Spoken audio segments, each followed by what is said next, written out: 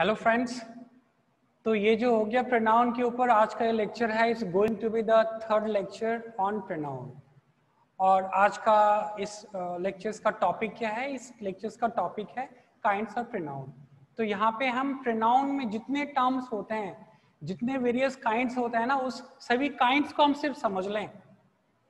क्योंकि अगर हम कहते हैं ही हो गया या हिम हो गया या हिज हो गया या हिमसेल्फ हो गया, तो ये कौन से टाइप से प्रोनाउन है? क्योंकि प्रोनाउन को उसके टाइप से, उसके नाम से पहचानना बहुत जरूरी है। स्पॉटिंग एरर के लिए, सेंटेंस में प्रोनाउन के एरर्स को स्पॉट आउट करने के लिए ये बहुत जरूरी है कि एक प्रोनाउन कितने टाइप्स का है, किस पर्टिकुलर टाइप का है, उसको जानना समझना। यहाँ पे आज जो है हम लोग प्रोनाउन के 10 अलग अलग टाइप्स जो हैं, 10 डिफरेंट काइंड्स ऑफ प्रोनाउन को समझने की कोशिश कर रहे हैं। There is no any fast and rule। कुछ बुक्स में, मैक्सिमम बुक्स में जो है प्रोनाउन का 7 हो गया, 8 हो गया, 9 प्रोनाउंस डिस्कस होते हैं। बट मैं यहाँ पे जो है आज 10 डिफरेंट काइंड्स ऑफ प्रोनाउन है, उसको हम लोग डिस्कस करने जा रहे हैं कि किस प्रोनाउन को, किस पर्टिकुलर प्रोनाउन को किस नाम से जानते हैं और उसका अगर वैसे नाम पड़ा तो क्यों पड़ा। तो पहला जो सबसे फर्स्ट प्रोनाउन जो होता है वो हो जाता है personal pronoun. The first pronoun is personal pronoun। Personal pronoun क्यों कहते हैं? क्योंकि इसका स्थान पर्सन्स के स्थान पे होता है। Personal pronouns are used in place of persons, in place of name of persons. ऐसे प्रोनाउन जो होता है जिसको हम सर्वनाम कहते हैं, उसका इस्तेमाल संज्ञा के स्थान पे ही होता है। बट पर्सनल प्रोनाउन इसको क्यों कहते हैं? क्योंकि इसको कहते हैं पर्सनल प्रोनाउन क्योंकि इसका इस्तेमाल एक्सक्लूसिवली सिर्फ और सिर्फ एक persons, name of persons, place and thing के स्थान पर होता है। क्या क्या होता है वही, इसमें भी नंबर, पर्सन, जेंडर सारी चीजें आ जाती हैं। तो हम देखें फर्स्ट पर्सन में आई और me, first person singular. Person pronoun में दो दो हम देखेंगे, हर पर्सन से एक सिंगुलर हो जाएगा, एक प्लूरल हो जाना। आई हो गया सिंगुलर, मी हो गया प्लूरल। आई हो गया नॉमिनेटिव केस, कर्ता कारक, मी हो गया ऑब्जेक्टिव केस, कर्म कारक। कर्ता कारक जो होता है वर्ब के पहले लगता है, वो वाक्य का कर्ता बनता है, सेंटेंस का सब्जेक्ट बनता है। और कर्म जिसको ऑब्जेक्ट कहते हैं वो सेंटेंस का ऑब्जेक्ट बनता है, या फिर आप कह लें वर्ब का ऑब्जेक्ट बनता है। फर्स्ट पर्सन सिंगुलर नंबर से हो गया। फिर हमारे पास फर्स्ट पर्सन प्लूरल नंबर से हो गया वी अस। वी हो गया नॉमिनेटिव केस, कर्ता कारक, अस हो गया ऑब्जेक्टिव केस। सेकंड पर्सन से बात कर लें तो यू और यू दोनों सेम रहता है। सेकंड पर्सन के लिए सिंगुलर एंड प्लूरल सेम होते, यू का मतलब एक हो सकता है, यू का मतलब एक से ज्यादा हो सकता है, और सिंगुलर एंड प्लूरल इसके सेम होते हैं। और नॉमिनेटिव केस, ऑब्जेक्टिव केस भी सेम होता है। अगर मैं कहता हूँ यू गो देयर, और अगर मैं कहता हूँ आई सॉ यू देयर, देखिए यहाँ पे यू ये नॉमिनेटिव केस है और ये ऑब्जेक्टिव केस है, दोनों यू ही है, इसलिए मैंने यहाँ पे यू और यू लिखा क्योंकि दोनों सेम होते हैं। और अगर हम first person singular, first person plural, second person singular and plural, third person singular number masculine gender की बात करें तो यहाँ पे ही और him, he nominative case, him objective case. Feminine gender से बात करें तो शी, हर। स्त्रीलिंग की बात करें तो शी हो गया नॉमिनेटिव केस, हर हो गया ऑब्जेक्टिव केस। न्यूट्रल जेंडर की बात करें तो ये भी इट और इट ही रहता है, नॉमिनेटिव केस भी और ऑब्जेक्टिव केस भी। जैसे अगर मैं बोलूं it is a nice pen, दूसरा my father give it to me. यहां देखिए, यहां भी इट है नॉमिनेटिव केस कर्ता कारक, और यहाँ भी इट है ऑब्जेक्टिव केस, इसलिए इसका इट और इट सेम रहता है। It is a nice pen, it का इस्तेमाल कहाँ पे होता है मैं बताऊंगा। नॉन लिविंग थिंग के लिए होता है, एनिमल्स के लिए होता है, छोटे बच्चों के लिए होता है जिसका कि जेंडर क्लियर नहीं होता है, ये बॉय, बेबी बॉय है, बेबी गर्ल है, और भी बहुत सारे केसेस में होते हैं, हम बाद में देखेंगे। और जो है और थर्ड पर्सन प्लूरल नंबर से हो गया दे और देम। तो ये हो गए पर्सनल प्रोनाउन के इतने सारे पर्सनल प्रोनाउन होते हैं। I me first person singular number, we us first person plural number, you second person singular भी हो सकते हैं, प्लूरल भी हो सकते हैं. He, him, she, her, it और दे, देम. ये हो गया पर्सनल प्रोनाउन. दूसरा हम देखते हैं पर्सनल प्रोनाउन. एक टाइप हमने प्रोनाउन देख लिया. अब दूसरी प्रोनाउन हम देखते हैं. दूसरा जो प्रोनाउन होता है उसको हम कहते हैं पोजेसिव प्रोनाउन. दूसरा जो हम कहते हैं वो कहते हैं पोजेसिव प्रोनाउन. मतलब पोजेसिव टेबल्स में हमने देखा था जिस पे अधिकार दिखाने के लिए, किसी वस्तु पे लीगल राइट दिखाने के लिए. तो आई से क्या बन जाता है, फर्स्ट पर्सन सिंगुलर नंबर से हो जाता है माइन. वी के लिए क्या हो जाता है आर्स. यू के लिए क्या हो जाता है योर्स. ही के लिए हमने देख ही रखा है सारी चीजें हिज. शी के लिए हमारे पास हर्स.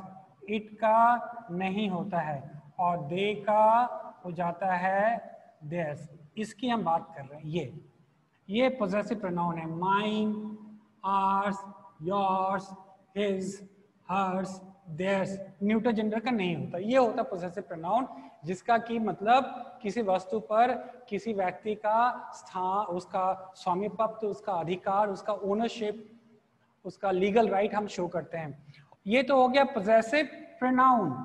अब पोजेसिव एडजेक्टिव भी होता है. इसके साथ ही देख लें, ये जो हो जाता है माई जो है ना, माई, आर, योर, हिज का हिज रहता है, हर्स का हर्स, इट का इट्स हो जाता है और ये जो दे होता है. अब आप बोलेंगे कि यहाँ पे हमने प्रोनाउन पढ़ते पढ़ते जो है ना हमने एडजेक्टिव क्यों पढ़ ली. ये क्या हो गया, इसको हम कहते हैं पोजेसिव एडजेक्टिव कहते हैं. ये पोजेसिव एडजेक्टिव कह लें या फिर इसको पोजेसिव डिटरमिनर कह लें. इसलिए मैंने यहाँ पे लिखना इसको सही समझा क्योंकि ना दोनों सेम होते हैं. माइन जो है पोजेसिव प्रोनाउन है, माई जो है पोजेसिव एडजेक्टिव है. आर्स जो है पोजेसिव प्रोनाउन है, आर जो है पोजेसिव एडजेक्टिव है. दोनों का इस्तेमाल किसी वस्तु पर किसी व्यक्ति का अधिकार दिखाने के लिए होता है, उसका ओनरशिप, उसका लीगल राइट, उसका पोजेशन दिखाने के लिए होता है. दोनों में फर्क क्या है, पोजेसिव डिटरमिनर्स और एडजेक्टिव जो है ये इसका इस्तेमाल कहाँ पे होगा, संज्ञा के पहले होगा. एक इस्तेमाल हम देख लें इसका यहाँ पे. इतना करने के बाद जो है ना एक छोटा सा एग्जांपल हम देख लेते हैं. अगर हम कहते हैं दिस इज माय बुक और अगर हमने कह दिया दिस बुक इज माइन, ये वाली बात कर रहे हैं. ये जो माइन हो गया ना यहाँ पे, ये हो गया, ये हम पढ़ रहे हैं अभी. ये प्रोनाउन है. कैसा प्रोनाउन है, पोजेसिव प्रोनाउन है. और ये कैसा है, ये एडजेक्टिव कह लें आप या डिटरमिनर्स कह लें आप. कैसा है, पोजेसिव है. कैसे समझेंगे, तो पोजेसिव प्रोनाउन जो होते हैं, पोजेसिव एडजेक्टिव जो होता है ना वो हमेशा नाउन के पहले आएगा. हमेशा माई के पहले नाउन लो. इसलिए एडजेक्टिव या डिटरमिनर को पहचानना आसान है कि पोजेसिव जो एडजेक्टिव होगा या डिटरमिनर होगा वो हमेशा नाउन के पहले होगा. और दिस इज माइन. एक और एग्जांपल देख लेते हैं. That is our college. और यहाँ पे देख ले हम दैट कॉलेज इज आर्स. तो ये क्या हो गया, ये आर है, ये आर्स हो गया. ये आर्स क्या हो गया, ये हो गया पोजेसिव प्रोनाउन. ये प्रोनाउन है. और यहाँ पे आर जो हो गया ये एडजेक्टिव कह लें या डिटरमिनर्स कह लें. फाइन. क्योंकि ये जो डिटरमिनर्स होता है, ये प्रोनाउन होता है हमेशा किसके पहले होता है, नाउन के पहले. ये नाउन है. तो हमने सेकंड टाइप्स देख लिया. क्या देख लिया, पोजेसिव. अब हम थर्ड टाइप देखते हैं. थर्ड टाइप जो हो जाता है हमारा रिफ्लेक्सिव. थर्ड हो गया रिफ्लेक्सिव. और फोर्थ जो हो गया एम्फैटिक. ये दोनों सेम होते हैं. हमने देखा है ना कि माइसेल्फ का इस्तेमाल जो है रिफ्लेक्सिव भी बन सकता है और माइसेल्फ एम्फैटिक भी हो सकता है. जिसमें क्या क्या हो गया, इसमें हो गया माइसेल्फ, आरसेल्फ, आरसेल्फ हो जाएगा क्योंकि ये प्लूरल है. yourselves,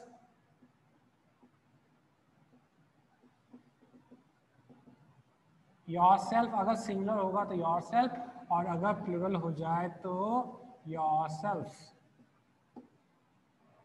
फर्स्ट पर्सन सिंगुलर के लिए I self, first person plural के लिए our self, second person singular plural के लिए सिंगुलर होगा तो योर सेल्फ, प्लूरल होगा तो your self. Third person singular number masculine gender himself, feminine gender herself, neuter gender itself, और थर्ड पर्सन प्लूरल के लिए देमसेल्फ। इसमें देमसेल्फ लग जाएगा, क्यों? क्योंकि ये प्लूरल है। तो ये जितने भी हैं, my self, our self, your self, your self, himself, herself, itself, themselves, इसका इस्तेमाल जो है ये रिफ्लेक्सिव भी हो सकता है और एम्फैटिक भी हो सकता है। रिफ्लेक्सिव कब होगा? जब सब्जेक्ट कोई काम करता है, जब कर्ता कोई काम करता है और उसके काम करने का असर उसी पे वापस आ जाए रिफ्लेक्ट होके, तब ये पूरा जो हो जाएगा रिफ्लेक्सिव हो जाएगा।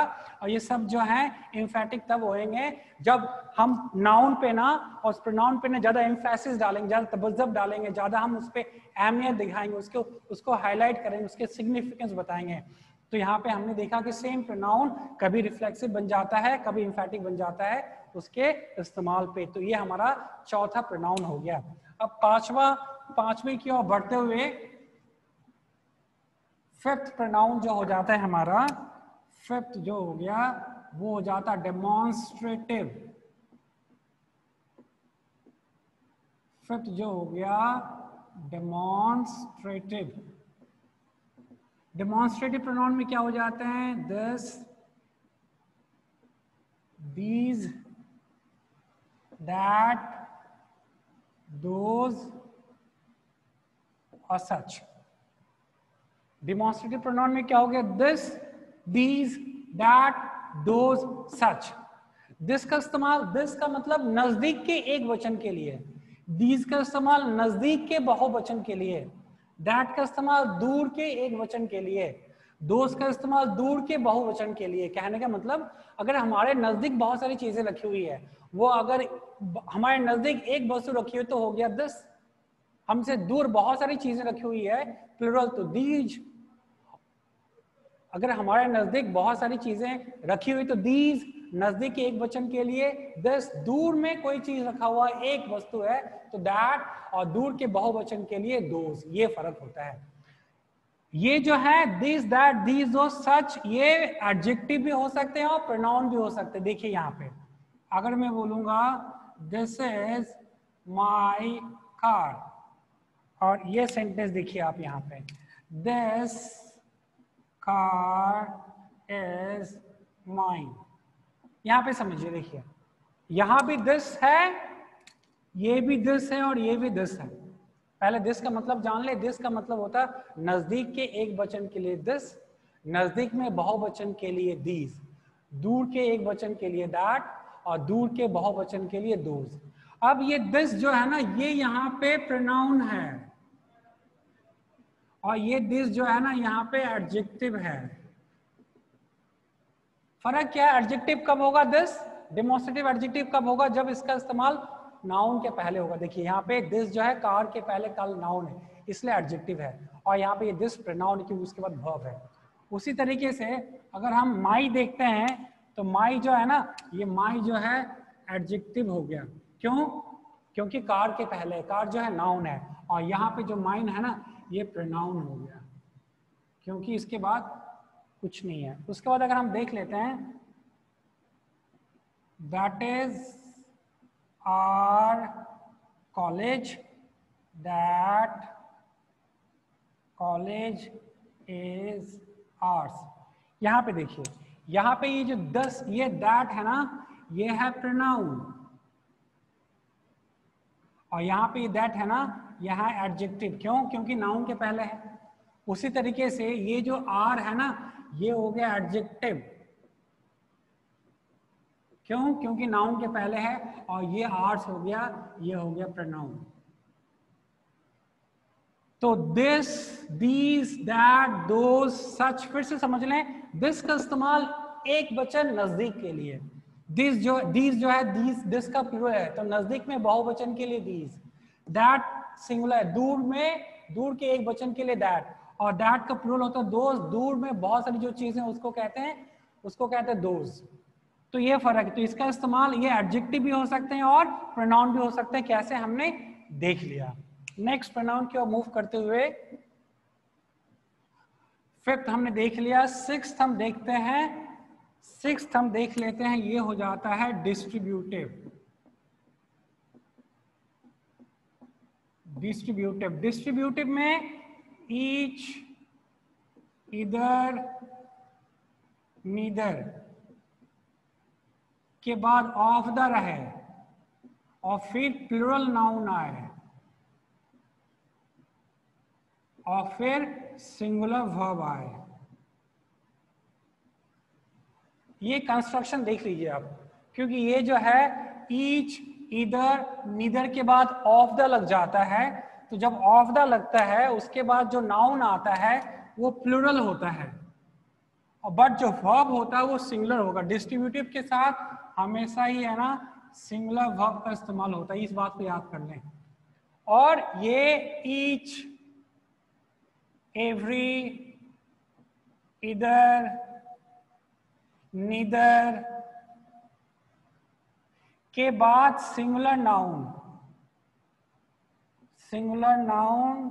और सिंगुलर वर्ब होता है।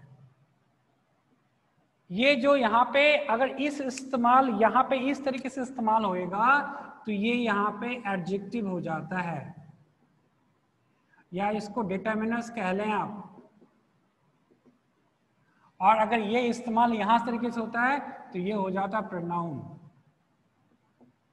तो इसी लिस्ट में हमने 3 देखा जो कि सेम है। हमने पोजेसिव प्रोनाउन भी देखा, पोजेसिव एडजेक्टिव भी देखा, डिमॉन्स्ट्रेटिव प्रोनाउन भी देखा, डिमॉन्स्ट्रेटिव एडजेक्टिव भी देखा, और यहाँ पे डिस्ट्रीब्यूटिव एडजेक्टिव भी और डिस्ट्रीब्यूटिव प्रोनाउन भी। अगर मैं बोलूं each of the boys has a book, यहां पे ध्यान दीजिए ईच ऑफ द बॉयज है, ऑफ द है, तो इसके बाद बॉयज नाउन प्लूरल होगा बट वर्ब सिंगुलर होगा। तो यहाँ पे ये ईच जो है ना ये हो गया प्रोनाउन हो गया। और बट अगर हम ये कह दें कि each boy has a book, तो यहाँ पे ईच जो हो गया ये एडजेक्टिव हो गया। तो डिस्ट्रीब्यूटिव जो है एडजेक्टिव भी हो सकता है, प्रोनाउन भी हो सकता है। एक और एग्जांपल देख लें, यहां पे कैसे समझेंगे हम। अगर ईच, एवरी, इधर, नीदर के बाद जो हो जाएगा ऑफ द आता तो नाउन प्लूरल होगा, वर्ब सिंगुलर होएगा। बट ईच, एवरी, इधर, नीदर के बाद सिंगुलर नाउन आता है और वर्ब भी सिंगुलर होता है, तो ये क्या हो जाएगा एडजेक्टिव हो जाएगा। एक और एग्जांपल देख लें हम, एक और एग्जांपल देख लें। इधर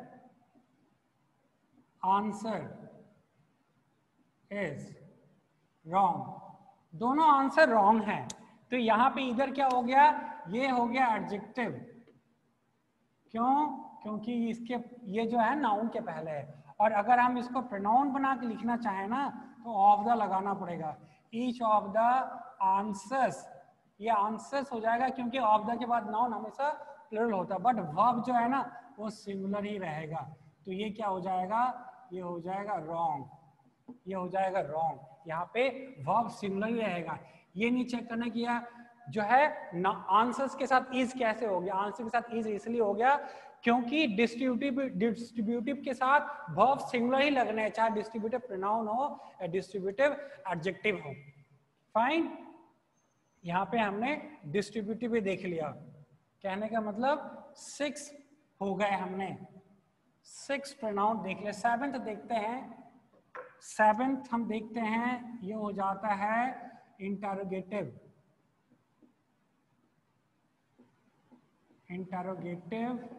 और 8th हो जाता है रिलेटिव। अब देखिए रिलेटिव और इंटरोगेटिव ना सेम वर्ड्स होते हैं। यहाँ पे हु जो हो गया ना, हु जो है ये इंटरोगेटिव में भी हो सकता है और हु जो है ना रिलेटिव में भी हो सकता है।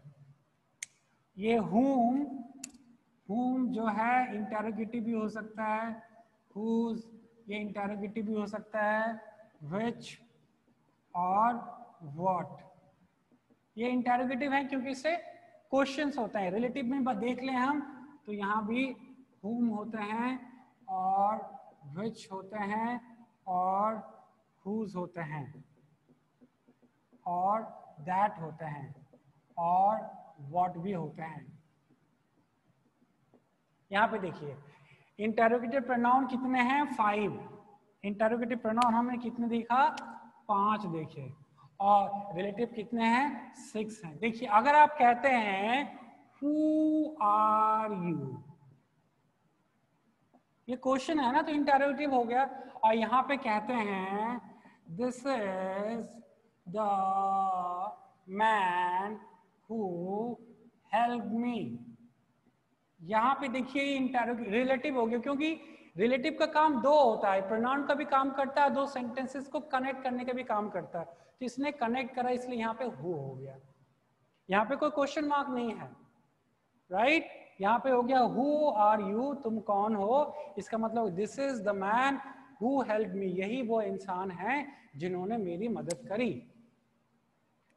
whom do you want, whom do you want to meet, आप किससे मिलना चाहते हैं? whom do you want to meet, तो आप किससे मिलना चाहते हैं? ये इंटेरोगेटिव हो गया।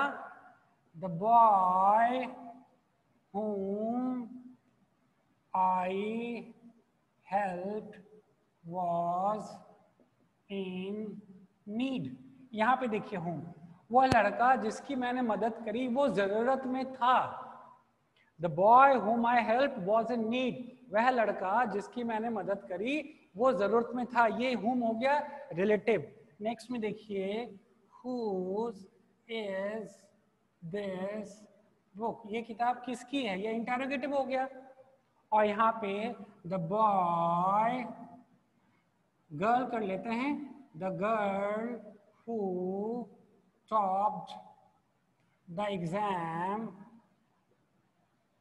is the daughter of a farmer, वह लड़की जो एग्जाम में टॉप करी वो एक फार्मर की डॉटर है। तो यहाँ पे the girl who top the exam is, अच्छा नहीं, यहाँ पे हु टॉप द एग्जाम्स की जगह हम करते हैं, ये करना पड़ेगा हमें, the girl whose father is a farmer, the girl whose father is a farmer topped the exam, वह लड़की जिसके पिता एक किसान है ना, उन्होंने एग्जाम को टॉप किया। तो यहाँ पे हुज जो है रिलेटिव हो गया और यहाँ पे हुज जो है इंटेरोगेटिव है।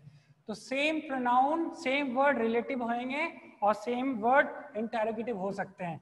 एक दो एग्जांपल और देख लें हम, एक दो एग्जांपल और देख लेते हैं। Which is your favorite book, आपकी मन पसंदीदा किताब कौन सी है? तो यहाँ पे विच क्या हो गया, यहाँ पे इंटेरोगेटिव हो गया। और यहाँ पे अगर रिलेटिव में इसका इस्तेमाल करना चाहें तो क्या हो जाएगा, the book which my uncle gave me is interesting, वह किताब जो कि मेरे अंकल ने मुझे दिया वो बहुत इंटरेस्टिंग है। यहाँ पे विच क्या हो गया, ये हो गया आपका रिलेटिव हो गया। तो हमने देखा ये 7th था और 8th प्रोनाउन हमने देख लिया। 2 और रह रहे हैं, उसको भी हम देख लेते हैं। 2 और कौन से प्रोनाउन रह रहे हैं? एक हो जाएगा रेसिप्रोकल, 9th जो है रेसिप्रोकल। रेसिप्रोकल आप मैथ में पढ़ते हैं, रेसिप्रोकेट करना, 4 का रेसिप्रोकल होता है 1/4। तो रेसिप्रोकल होते हैं दो ही होते हैं सिर्फ, ईच अदर का इस्तेमाल होता है 2 के लिए, यूज्ड फॉर 2 2 के लिए, और वन अनदर का इस्तेमाल होता है used for more than two, दो से ज्यादा के लिए इस्तेमाल होता है ना। Both brothers help each other, both the brothers help each other, दोनों भाई एक दूसरे को मदद करते हैं। तो ब्रदर्स कितने हैं? ब्रदर्स इसमें कितने हैं बच्चे?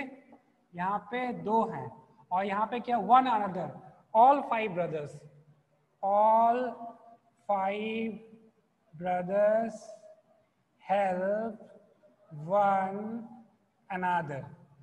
तो यहाँ पे हमने देखा ईच अदर का इस्तेमाल 2 के लिए होता है, दोनों भाई एक दूसरे की मदद करते हैं, और वन अनदर का इस्तेमाल होता है 2 से ज्यादा के लिए, all 5 brothers help one another. Reciprocate करना, मैं आपकी हेल्प करूंगा, आप मेरी हेल्प करेंगे, इसका मतलब होता है ना इक्वल ट्रीट करना, उसको कहते हैं रेसिप्रोकल। और एक और प्रोनाउन रह गया, दैट इज इंडेफिनिट प्रोनाउन। इस तरीके से हमने जो है 10th प्रोनाउन को देख लिया। तो जो 10th नंबर प्रोनाउन हो जाता है वो हो जाता है इंडेफिनिट प्रोनाउन। इंडेफिनिट का मतलब someone, somebody, nobody,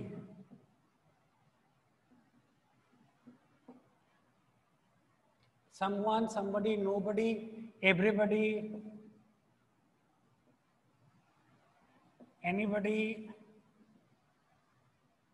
all, none, ये सारे जो होते हैं ना, ये सब जो होते हैं वन, ये सब इंडेफिनिट होते हैं। इंडेफिनिट का मतलब होता है कोई खास बंधा नहीं, इंडेफिनिट है, वो निश्चित नहीं, अनिश्चित।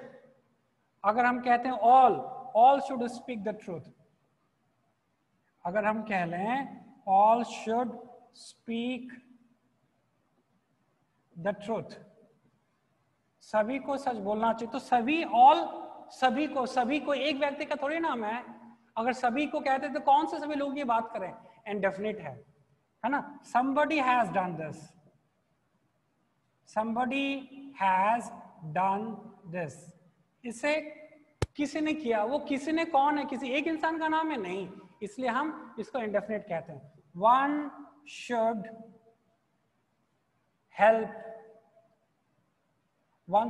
others, मतलब हर किसी को जो है ना दूसरे की मदद करना चाहिए। तो वन किसी एक इंसान का नाम तो है नहीं, इसलिए इसको इंडेफिनिट कहते हैं। तो यहाँ पे इस पर्टिकुलर लेक्चर्स में हमने क्या देखा, जो प्रोनाउन के डिफरेंट 10 टाइप्स होते हैं ना, उसको हमने देखा कि किस प्रोनाउन को किस नाम से जानते हैं और उसका वो नाम कैसे पड़ा, बस यही है। इतना कर लेने के बाद अब जो है ना हम स्पॉटिंग एरर्स पे काम करना शुरू कर देंगे। तो ये 3 लेक्चर्स जो है प्रोनाउन का, लेक्चर 1 जिसमें हमने देखा कि प्रोनाउन क्या है, लेक्चर 2 जिसमें हमने देखा वो टेबुलर फॉर्म, और लेक्चर 3 जो देखा हमने उसमें क्या देखा कि प्रोनाउन के टोटल काइंड्स कितने होते हैं, इस पे हमने बात किया। आप चैनल्स को सब्सक्राइब जरूर करें ताकि ऐसा ना हो कि I make some very important lectures and you somehow you miss it. Fine, and now you see, I think by this time you must be getting some sort of confidence that yes, you are on the way of learning objective English very quickly and very fast. Fine, thank you so much.